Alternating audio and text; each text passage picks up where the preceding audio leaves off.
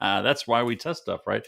All right, good. Hey, sorry if you joined the stream. There you go. I had the microphone on mute. Now, okay, so as I was saying, so this is something I'm going to cover today for anybody who's got any kind of marketing for any kind of business at all, whether you're doing new patient marketing, which I specialize in doing, or just getting new customers in general. Um, the problem with marketing can be it can be fickle. It can seem to be very fickle. Like sometimes it works, sometimes it doesn't. You try this and it's great for a little while, then it fails.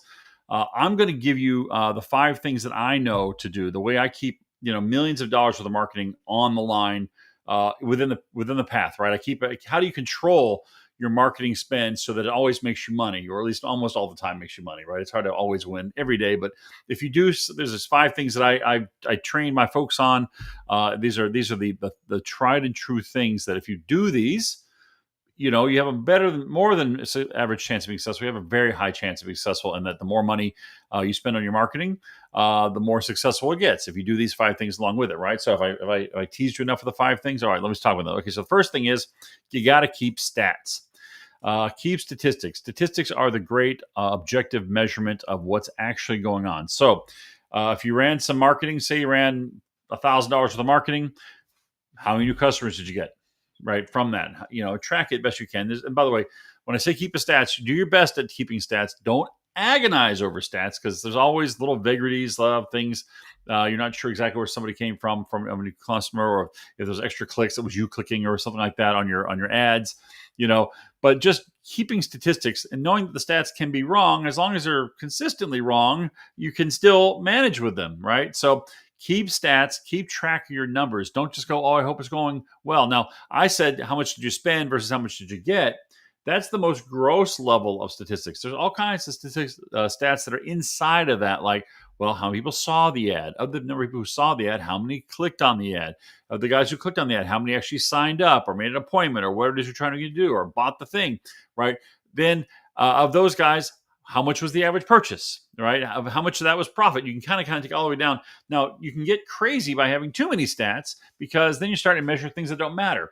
Yes, you can measure lots and lots of things, but there's only usually 4 or 5 things that actually matter on helping the person come through, because all you're trying to do is be able to manage the campaign. The only reason you keep stats is so that you know which part of the campaign needs your help. Okay, so keep your stats, keep them written down, keep them week after week, month after month, however long you need to while you're marketing.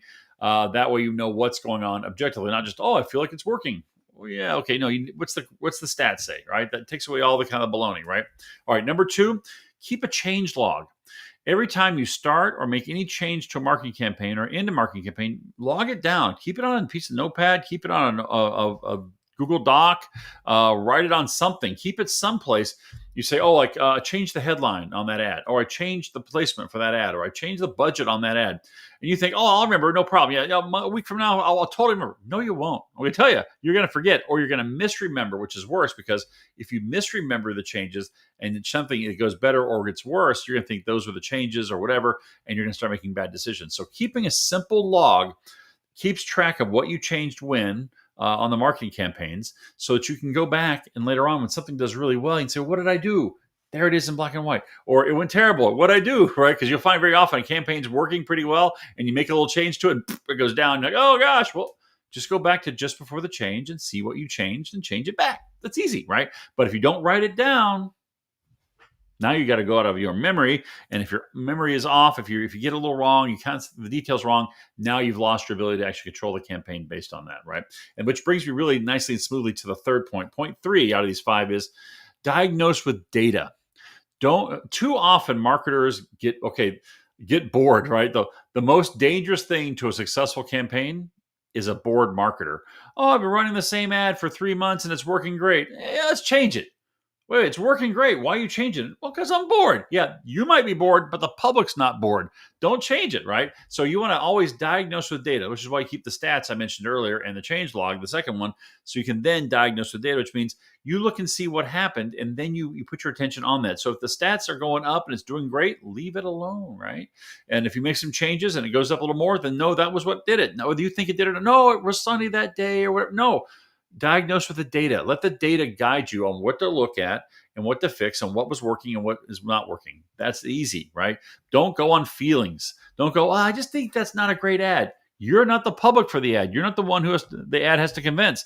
It's the people buying the ad. If the people who are coming in the door, it's working, well, quit messing with it. If they're not working, you think, but it's a great ad. You know what? If no one's responding, I to say, you might be great for owners of businesses like yours. They would really love that ad, or you would be really love that ad. But the public, if you put it out there and the public don't respond, then diagnose with that data. The public didn't like that one. Make a change. Okay. Next one is always be testing. This is again something you can't do unless you do the first three. Right. Keep stats, keep a change log, diagnose the data, and now keep testing. So you've got a campaign running. Usually we always have a champion challenger in my company. So there's a champion ad that's doing really well. This ad is the one that's doing good. This is our best performer right here, right? And then we always have off to the side running a challenger. The challenger's goal is to make a variation or make some changes, some fresh idea, put a small bit of the budget on it and see if you can get it to perform better than the champion ad. And sometimes you get a challenger that does okay, and your champion ad starts to fade because maybe the market gets tired of seeing that one, and you can just substitute in your challenger ad, and then you launch a new champion challenger ads. You have a new champion, right? So you always want to have a champion and a challenger. If you have just a champion and running, it's great. If it suddenly stops working, you are nowhere. You got no other testing that's been done. So always running tests to try to improve on it. Because even actually, here's the thing: say you've got a champion ad and it's making you great amounts of money, and you test this one and it does twice as well. Well, now it's your new champion, and you now start trying to make that one better. But you don't know if you just have it off a little bit. You've got to have a little bit of testing budget. It's just 10-15% of your budget should be on testing. So you can always be trying to improve things and have something at least waiting in the wings should things go wrong with your main campaign with your champion ad. Okay, and then finally, stay up to date, and that is especially when you're dealing with online platforms, but really almost any media these days requires you to keep your knowledge up to date. Facebook changes their interface almost literally every day. There's always some change happening on YouTube. There's some change happening on Instagram. There's some change happening, on any media platform, any place you're broadcasting, any place you're trying to get new customers. There's constant change and competition going on. Most of the changes are actually for the good, but if you don't know how to use them, you can get destroyed. Just a quick example, and I'm going to do a whole video on this thing later on, but there's a checkbox in Facebook that looks like a checkbox. When you're running your ads in Facebook, it offers you a little checkbox. Oh, would you like to expand your market to reach more people? And you go, oh yeah, you check the box. Well, you know what? For some businesses, not everybody, for some businesses, that will kill their results by 50%. I've seen it. We know it. We check the box and we uncheck the box. We saw it happen, right? And I tell you, you've got to stay up to date. You have to keep your education in. Now, like, for example, Facebook offers you unlimited free training. You go to business.facebook.com, business.facebook.com, that URL, and there's a whole bunch of training from Facebook, and you do that. Generally gets you up to square one, and you just stay up to date on the changes that come along after that. So be an expert. Basically, when you're spending money on marketing, you better know the systems and platforms that you're using at least well enough to make sure you're not losing money for dumb reasons. Okay, that'll sabotage all the rest of the stuff. You're just out of date on things. If you run ads like even 5 years ago, the ads and things that worked 5 years ago just don't work now. It's just a different world. People have different perceptions. COVID changed a lot of people's ideas. That's why you're testing things, and the platforms are all different too. So anyway, those 5 guideposts, I'm gonna summarize them. So keep stats, you know what's going on. Use a change log so you don't forget what worked and what didn't work. Diagnose with data, not just because you feel like you want to change the ad. Don't do that. Always be testing so that you're never left out without something that works well, and you're always challenging to do better and better and better, right? And then stay up to date on your marketing platforms and on how the technology and things that you use. Okay, you do those things, and you do them like just it's boring administrative stuff, but you do those things and your marketing will work a lot better. And the longer you do those things, the better it will work and the more stable it'll be and the more you'll be, just in control. And the whole idea about marketing, when marketing fails, it's usually just because some of those things I just mentioned were out and it was just not being controlled adequately by the marketer. That's you. All right. So hopefully you enjoyed that. And if you need, ask some questions. I'm putting this out on social media. So if you want to, comment or questions, whatever, I'll see that stuff and answer things. Otherwise, thanks for watching, and I'll see you next time. Bye.